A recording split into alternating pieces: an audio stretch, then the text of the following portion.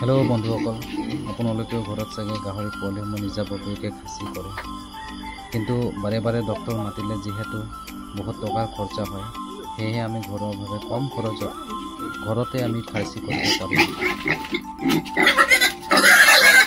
চাওক আমি এনেদৰে হালধি গুড়ি ব্যৱহাৰ কৰিম 200 বা 220 গ্ৰামমান। আপোনালোকে কিমানটা লয় সেইটো হিচাপত ল'ব। এনেধৰণে আমি খুন্দি লৈ ধুনীয়াকৈ তাৰ ৰসখিনি উলিয়াই ল'ম। এনেধৰণে খুন্দিম যাতে একেবাৰে গুড়িও হ'ব নালাগে, যাতে যেন তাৰ ৰসখিনি ওলায়। ৰসখিনি ব্যৱহাৰ কৰি যাতে যেন কটা অংশত আমি ধুনীয়াভাৱে লগাই ল'ব পাৰোঁ। এতিয়া আমি চাওক তাৰ কটাৰ আগত তাৰ একেবাৰে ওপৰৰ ছালৰ অংশটো আমি এনেধৰণে কাটি ল'ব পাৰোঁ।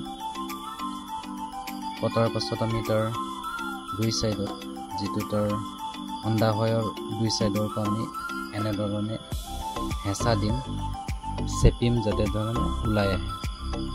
ওলাৰ সেই অংশ তলিৰ ফালে যিটো দেখিছেনে, সেই তলৰ ফালে লাগি থকা অংশটো আমি ব্লেড এখনেৰে ধুনীয়াকৈ এনেকুৱা কাটি এৰুৱাই ল'ম। ঠিক তেনেধৰণে দ্বিতীয়টোৰ কাৰণেও দ্বিতীয়টো যিটো অন্দা হয়টো উলিয়াবৰ বাবে ঠিক একেদৰেই সেই অন্দা হয়টোৰ বস্তুটোত আমি অলপ দবাই কাটি ল'ম। যিহেতু কাটি লোৱাৰ পাছত সেই অংশটো দুই চাইডৰ পৰা আমি যদি চেপি দিওঁ সি ওলাই অহাত সুবিধা হয়। এনেধৰণে তাক কাটি লোৱাৰ পাছত দেখিছেনে বাৰু ওলাই অহাত সুবিধা হৈছে।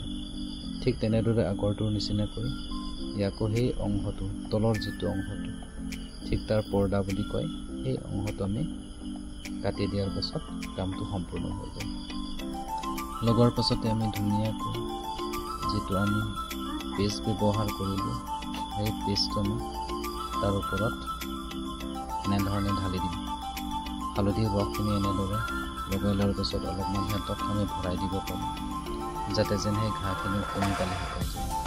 যিহেতু হালধিখিনি তাৰ এণ্টিবায়'টিকৰ কাম কৰিব আৰু তেজখিনি বন্ধ কৰাত সহায় কৰিব।